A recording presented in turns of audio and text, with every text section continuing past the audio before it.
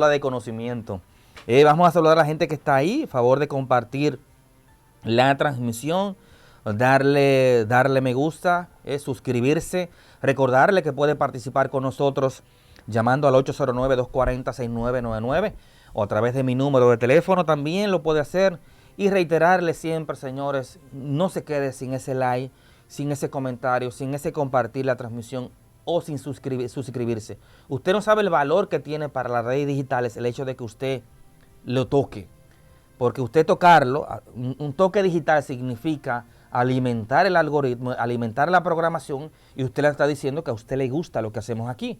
Por lo tanto, eso se le va a referir a otras personas e incluso a usted le va a salir siempre las informaciones que hacemos aquí, porque así funciona la inteligencia artificial. Incluso usted dice me gusta algo y lo escuchan y usted lo ve que le aparece cada vez que usted abre otras redes sociales, para que ustedes entiendan el nivel de incidencia que ustedes tienen al ver o al consumir una programación en las redes sociales. Ese es el poder de la inteligencia artificial. Así que no se quede sin ese like, que para nosotros significa bastante para lo que hacemos aquí. Y vaya a YouTube y síganos también en nuestra plataforma de Velilla Comunica. Señores, darle la bienvenida a nuestro amigo que ya es parte del staff del desayuno, candidato a diputado Rofi Capel, locutor, abogado, político, señores, de nuestro municipio de Sánchez y claramente de nuestra provincia de Samaná. Bienvenido nuevamente, Rofi Capel. Buenos días, interesante, Junior, Rossi, Jorge Ventura, productor general de esta gran estación. De verdad que para mí, darle un abrazo de mañana, un abrazo cálido a toda la provincia de Samaná, a todo el territorio nacional y en otras partes del mundo donde encontramos también dominicanos. Los dominicanos estamos en el mundo entero. Unos buenos días interesantes desde aquí, desde este punto tan importante como es Las Terrenas. Wow. Mira, a propósito de hablando de dominicanos por el mundo, ayer tuve el placer, sí, para que tú veas lo que significa Samaná en sentido general, sí, de conocer de manera presencial pues a Adriano Espaillat. Adriano, don Adriano. ¿Y dónde estaba don Adriano acá? Aquí en Las Terrenas, ahí en Pandeante, wow, tomando café con nosotros. Wow. Óyeme, uno de los dominicanos más significativos en la historia de la República Dominicana, claro, ciudadano también norteamericano, sí, lo es Adriano, pero es un gran representante. Nacido en Santiago. Claro, es una esencia de dominicano. Uno de los dominicanos que carga en su orgullo, sí, nuestra bandera. Y estaba ahí normal, sin pose. Como es él. Normal. Adriano es así. Y va a traer un camión de bomberos para Las Terrenas. Oiga, es decir que por eso yo digo, no me canso de repetir, uno de los grandes dominicanos. Yo conocí a don Guillermo Linares, era otro de esos prohombres dominicanos en Estados Unidos que lucharon solamente para aportarle a la comunidad dominicana, tanto la de allá, a la diáspora, como la nuestra aquí en el país. Son seres humanos de verdad que son valiosos y ante todo, su humildad. Porque vuelvo y repito, la humildad y la sencillez son cosas diferentes. Sí. Es decir, lo que tú podrás decir, yo soy sencillo, porque no tiene complejos. Siéntese aquí, te sienta donde quiera, hasta en un taburete si fuera posible. Y la gente te ve y te dice, bueno, es que yo soy sencillo. No deme en esa tacita, que esa es la que me gusta, sí, en la que mamá me prestaba para el café. Pero la humildad es un valor, es un don divino de la deidad universal. La humildad, el que la posee, no sabe que la posee. No sabe que la posee. Es decir, quien siente que tú tienes una humildad como don es el prójimo. Sí, entonces, esos son seres humanos que tú acabas de mencionar. Ese ser humano es humilde, pero es una persona sensible ante todo, tiene humildad. Una pregunta, Rofi, me imagino que tú como comunicador, como político y abogado, te sentiste muy bien al ver que se abre una nueva etapa en la política dominicana, al ver a nuestros aspirantes a cualquier posición debatiendo. Eso. Pero sobre todo tener a un presidente en funciones, a un expresidente, y un hombre connotado con tantas posiciones en el Senado, en la Cámara de Diputados, y 8 años dirigiendo una de las provincias más importantes del país, Abel Martínez, debatiendo de manera decente, hay que decirlo, ¿Qué impresión te dejó ese debate? Dicen que no hay perfección en las cosas que se hacen, pero uno siempre trata de percibir las cosas positivas. Lo positivo ha sido lo que tú manifiestas, Junior. El debate público, las propuestas, conocer a los candidatos en su esencia, por qué quieren ocupar una posición presidencial, legislativa, por qué quieren ir a esas posiciones. Entonces, cuando tú conoces en propuesta de manera determinante por ellos mismos que presentan su propuesta, pues uno se siente bien porque eso es como un buffet. Entonces tú tienes la opción, bueno, me gustó mucho la posición de tal o cual candidato, entonces por ese me voy a decidir, me ha convencido de manera plena y de verdad que eso es progreso para nuestro país. Ahora, hay algunas imperfecciones. No sé si realmente los que producen estos debates, como por ejemplo Ángel, los jóvenes empresarios del país, que parece que no le hacen saber a los participantes, a los candidatos, que más que ser un debate, debatir algunos temas, ese escenario es para proponer sobre la base de las proposiciones, de las propuestas, para que la gente pueda entonces diseminar de qué se está hablando, por qué ellos quieren ir a esa posición.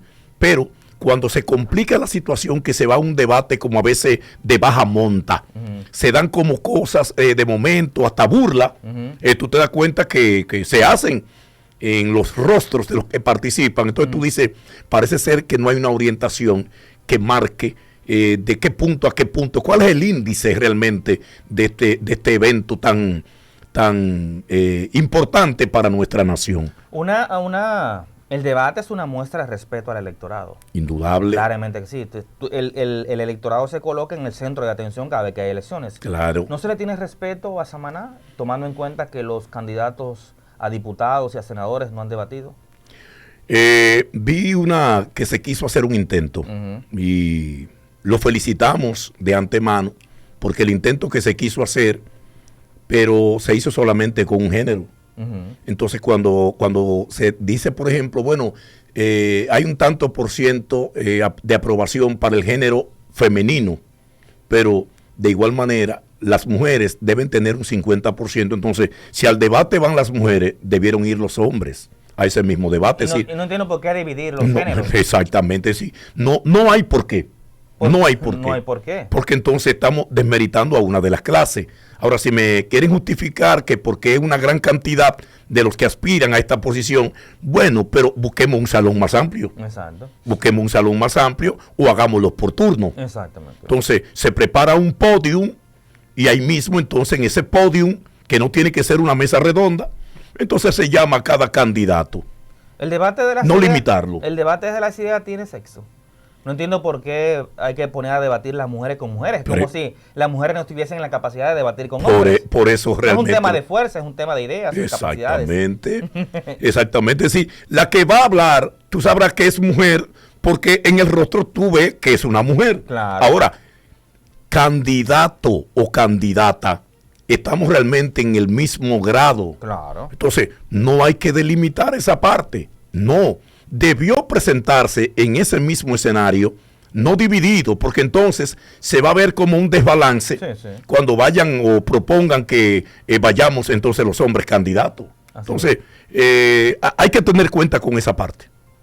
Hay que tener mucha cuenta con esa parte, porque entonces las mujeres reclaman su posición, entonces las mujeres debieron reclamar ahí mismo la presencia de los hombres también. Hablando de posición y faltando 23 días para las elecciones congresuales y presidenciales, ¿cómo va tu candidatura? Mi candidatura se está proyectando por doquier. Y una de las oportunidades que tiene la provincia, Junior, es que en este momento vamos a elegir quién debe representarnos, no quién está aspirando. Porque es posible que consigamos quien esté aspirando y no nos vaya a representar. Porque para tú bien representar, tú tienes que conocer en esencia qué es lo que está sucediendo en la provincia de Samaná. ¿Por qué Samaná se ha dilatado tanto para conseguir el progreso que ya debió estar con nosotros? Entonces, si no llevamos un buen representante, vamos a seguir en el letargo, en el olvido, y Samaná no podrá tener esa oportunidad. Entonces, ahora, Nuestro proyecto político, Rofi Capel, diputado, es interesantísimo, es importante. Lo estamos llevando, Junior, llevando nuestra propuesta por montes y valles, como dice el viejo refrán. Porque la gente tiene que conocer, la gente tiene que saber que un diputado al Congreso Nacional no puede ser cualquiera. Por eso es que ustedes ven que en algún momento determinado, cuando esos seres humanos llegan allí a ese escenario, donde hay lumbreras, donde hay seres humanos que son brillantes, diputados que son brillantes, súper preparados, entonces nosotros ocupamos la silla de los mudos, porque no hay capacidad en el representante que nosotros elegimos. Entonces, en esta oportunidad, Junior, marcando lo que me acaba de preguntar, nosotros estamos haciendo la propuesta y nosotros queremos ser diputados para representarte a ti, para representar a Las Terrenas, para representar a Santa Bárbara de Samaná, para representar a Sánchez. Entonces, no puede ser cualquiera. Nosotros estamos bien porque nosotros nos preparamos para este momento. Nos preparamos realmente para representar la provincia más pobre del país, dicen algunos, y nosotros vamos a demostrar que eso es una mentira. Sí, bueno. Oye, mira, hablando de representación, una de las cosas más representativas que tiene cualquier país, o cualquier provincia en este caso Las Terrenas, y sobre todo un municipio turístico, es su historia, es su cultura. Si perdemos eso, perdemos nuestra esencia e identidad, no tenemos nada que vender, porque playas hay muchos lugares, más bonitas que la nuestra, pero si esas playas tú las juntas con historia, con cultura, gastronomía, con buen trato, pues explota. ¿Qué es lo que pasa con Las Terrenas y qué es lo que pasa con Samaná? Correcto. Ese turismo de contacto. Y nos hablaste en tu participación anterior que querías tratar el tema de Carlos Lima y el tema de Cozón. ¿De dónde salen esos nombres, hermanos, para la gente que no conoce parte de nuestra historia? A los pueblos como el nuestro hay que hablarle con la realidad. Y la realidad es nuestra propia historia, Junior. Mucha gente no sabe que Colón pisó esta tierra de nosotros. Este Samaná. Colón visitó nuestra zona Samaná en un momento determinado de la historia. Pero lo que me preguntas, en el año 1949, los sacerdotes del Sagrado Corazón de Jesús llegaron a Sánchez. En ese momento Las Terrenas pertenecía a Sánchez. Entonces, ellos llevaron lo que le llaman una un censo de población y vivienda a lo largo y ancho de la comunidad sanchera. Esto incluye Las Terrenas. Los sacerdotes se trasladaron a Las Terrenas. Por eso es que ustedes escuchan comunidades, por ejemplo, como Carlos Lima. Cada viernes vamos a hablar de un tema de estos culturales. Carlos Lima. Y usted se pregunta, ¿y no es Carolima? Sí, dice Carlos Lima. O Carlos Lima. No, es Carlos Lima. Porque en ese momento, en el año 1949, los sacerdotes visitaron ese lugar y ahí solamente había un solo habitante de nacionalidad española llamado Carlos, de apellido Lima. Carlos Lima. Y como era ese único habitante en ese lugar, lo inscribieron en el censo de población y vivienda y conversando con los que andaban con el sacerdote, entre ellos mi padre, Cristino Capellán, Quintino le decían. Y bueno, pero vamos a ponerle el nombre de él mismo. Exacto. Porque no hay otro. Bueno, pues le pusieron Carlos Lima. De ahí prende el nombre que hoy nosotros le estamos dando. Pero mira cómo se diversifican las cosas, porque a la gente no le cuentan la verdadera historia. ¿Ahí no hay un busto? No. Ahí debería haber haber un busto de este caballero. Claro, una pequeña placita. Claro, fue el primero en habitar eso. Ahora usted me pregunta el otro caso. Este es un poquito jocoso. Este es un poquito jocoso. Yo le preguntaría a un ciudadano de Las Terrenas, ¿habrá algún árbol que se llame cozón? Y usted me dirá, no. Ellos hay roble, ellos hay balatá, ellos hay guasábara, caoba, pero cozón, ceiba, que se da bastante grande y amplia. Pero cozón no existe. Pero es el río que se llama Cozón. No, el río tiene su propio nombre. Los ríos son ríos en cualquier parte del mundo. Sí. Entonces, ¿qué sucedió con esto? Bueno, que ya al atardecer, luego del trabajo intenso del sacerdote y los que andaban con ellos, se fueron a bañar a ese río, porque ahí terminaron esa parte. Y al bañarse en ese río, comenzó una chercha, porque a los sacerdotes son como las monjas, que muy pocas personas han visto su cuerpo. Pues el sacerdote se fue a bañar y parece ser que lo hizo para no mojar los interiores, lo hizo de manera abierta. Y los que estaban ahí, incluyendo mi papá, alguien le dice a mi papá, Quintino, pero el padre no es una cosita, ¿no?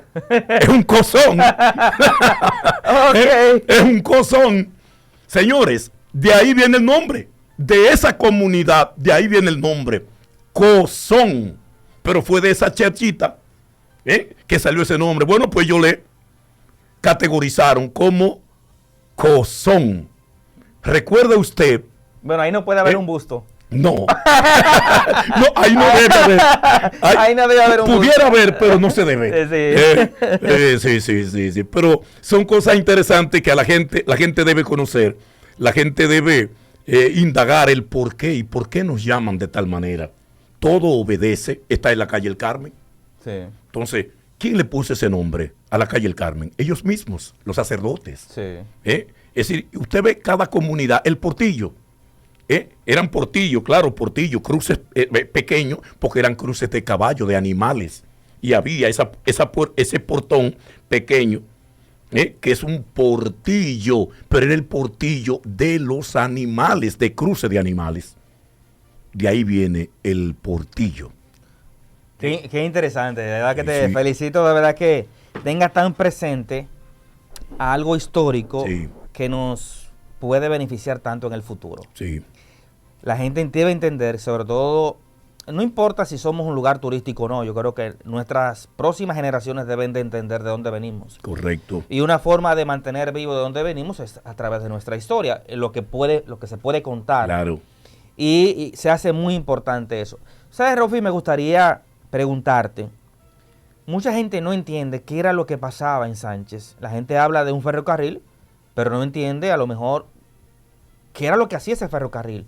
¿Cuál era el contacto? ¿Cómo desde ahí eso, cómo se conectaba al barco? ¿El barco estaba ahí, era ahí mismo que había un muelle? ¿Cómo funcionaba el ferrocarril? ¿Cómo se dio eso? En el siglo XIX, Sánchez marcó el desarrollo de la República Dominicana, el desarrollo económico, porque por aquí se trasladaba toda la producción de cacao, de coco, que se producía en el Cibao. Precios históricos tiene el cacao ahora mismo. Claro, se embarcaba. Todavía en Europa, el cacao y el coco es tipo Sánchez. Y el tipo Sánchez, por ejemplo, en cuanto al cacao se refiere, no era que Sánchez producía el mejor cacao. Es que por Sánchez se importaba. Claro. El mejor cacao que se produce en el país habita en Castillo. Entonces, de Castillo se trasladaba la producción de cacao, no así la de cocotero, pero se trasladaba la producción de cacao a montarla en el muelle donde venían los barcos, calaban los barcos para trasladarla a Europa y a Inglaterra. Por eso es realmente que tenemos un cruce de razas. Hay muchas personalidades que quizá ustedes conocían, que son de acá, de nuestra provincia, y ustedes lo ven en los medios, y usted dice, ¿y ese señor quién es? Nadie habla de la historia de ese señor para acá. Por ejemplo, tenemos el caso de Bernardo Vegas. Bernardo Vega nació en Sánchez. Pero muy pocas personas saben eso. Sí. Bernardo Vega, ese señor con tanta sapiencia, sí, historiador, una persona de mucho valor en nuestro país, nacido en nuestra provincia, nació en Sánchez. Hay otras figuras importantes. ¿Los Moyas son de Sánchez? Sí, los Moyas están en el cruce porque también debo decir que el tren no solamente traía productos, el tren también trajo familias. Claro. Familias de La Vega. En el caso, por ejemplo, de nosotros, que somos veganos por apellido, por herencia, somos veganos, mis familiares vinieron en el tren. en los años ya en 1938, 40, por ahí. Entonces, no solamente ellos, hay una generación, por ejemplo, de familiares nuestros, que tú la conoces en La Majagua, y esas personas vienen de Tireo. ¿Y usted sabe dónde está Tireo? Tireo está en Constanza, pero todo eso venía a calar a través del tren, es decir, no solamente producto. Sánchez fue, en su momento determinado, la mano derecha de la economía de la República Dominicana. Tal así que existió el primer banco de la República Dominicana, el primer banco extranjero en el país, sí, fue situado ahí frente al Parque de Sánchez, al Parque Duarte. Todavía está por ahí la ruina. Daría pena que en algún momento venga alguien propietario de ese lugar y desmonte esa historia. Sí. Porque es lo que tú dices. Playa hay en muchos lugares del mundo, pero monumentos exclusivos, no. Eso hay que preservarlo. Eso no puede permitir que se lo lleve el tiempo, que se lo lleve la... No, eso hay que preservarlo. Y uno debe hablar de tal cual cosa. Uno debe prevalecer en el tiempo hablando de esos temas que son tan interesantes, porque eso es lo que nos marca a nosotros. Nosotros somos lo que producimos. Sí, sí, claro. Indudablemente que sí. Entonces, Sánchez fue esa parte tan importante. Entonces, el tren arrancaba de Sánchez, desde el mismo muelle, arrancaba y pasaba la ruta Pimentel, Castillo, San Francisco, hasta llegar a La Vega. El tren en algún momento llegó hasta Moca, pero no fueron muchos los viajes hasta Moca, porque parece que la situación se suspendió, razones que no la comprendemos, quizás por asunto de gastos y eso. Entonces la dejaron ubicado solamente hasta La Vega. Pero el barco se posicionaba muy cerca de tierra en Sánchez, ¿o se quedaba fondeado en los haitises? Los barcos venían directamente hasta el muelle. Después llegó una situación realmente con los sedimentos que no le permitían acercarse tanto, pero se quedaba más o menos a una 50 o 60 millas náuticas. ¿Están esas ruinas allá? Sí, esas ruinas existen ahí. Del pequeño muelle. No sé realmente por qué alguien nos empeñó en decirle al presidente de la República, nosotros se lo vamos a hacer saber en algún momento, que la restauración de ese muelle sería el despegue de Sánchez. Sí. ¿Por qué? Porque ese muelle tendría que ser parte de un malecón que ya es tiempo. Lo tiene Cabrera, lo tiene Nagua en construcción, lo tiene Santa Bárbara en construcción. Sánchez, que es la parte más frontal, más cercana a los haitises, debe tener ese malecón que sería un mirador imponente, claro, hacia la vista de los haitises. No, y que ayudaría también con el tema de contaminación. Claro. El drenaje de las aguas, claro que están sí, matando a Sánchez. Óyeme, claro que sí. Nuestra bahía está prácticamente tóxica. Sí, sí. Tóxica, porque no hay duda que esos sedimentos que vienen de esas industrias que sacan el oro y nos mandan el lodo, cosa rara, que yo digo que, por ejemplo, en Cotuí hay una comunidad que está repleta de oro. Esa comunidad está montada en oro y los bancos del parque son de cemento. Qué cosa más extraña. Bueno, muchísimas gracias, señores, a Rafi Capel. Señores, qué minutos más valiosos es hablar con Rafi Capel, señores, de tantas cosas que se puede hablar con nuestro amigo, locutor, abogado, político y sanchero, que eso es un complemento. La parte más importante es eso. Amén. Sancheros. Amén, así es. Así es. Eso es lo que más esencia le da a ellos, sin duda, a tu vida, porque se nota que tú llevas con mucho orgullo el hecho de ser sancheros, y alguien que no siente orgullo por su patria no la estudia. Y tú estudias bastante la historia, de dónde venimos, qué somos y hacia dónde debemos de ir. Claro. ¿Hacia dónde debe ir? Te doy para que ese mensaje final, ¿hacia dónde debe ir Samaná y hacia dónde debe ir Sánchez? La provincia de Samaná, a partir de este próximo 19 de mayo, debe arrancar hacia el futuro que hemos retardado tanto tiempo. A la provincia de Samaná le debe tocar la suerte en esta oportunidad de elegir el mejor de los representantes para llevar a cabo el más grande de los proyectos, que es despegar a Samaná. Si ustedes se dan cuenta, tenemos aeropuerto, tenemos muelle, tenemos playas preciosas, tenemos En el Limón tenemos La cascada. la cascada del Limón. Tenemos tanta belleza imponente y uno se pregunta, ¿y por qué no hemos despegado? Y yo le voy a decir, en breves palabras, no hemos despegado porque nos ha faltado gente que nos represente con valor, con gallardía y que tenga el deseo y el amor de servirle a su propia tierra que es Samaná. Que viva Samaná, que vivan todos y cada uno de ustedes. Muchísimas gracias a Rufi Paquel por esta excelente participación, que reitero, será cada viernes, lo tendremos por aquí, sin importar los resultados. Ojalá la gente te dé su voto y podamos tener una representación como la tuya en el Congreso, porque sería un lujo para Samaná poder tener a alguien con tu voz, con tu fuerza y con tu compromiso. Nos vamos a una pausa, señores, y regresamos con más contenido del desayuno. Contáctanos al 809-240-6999. Somos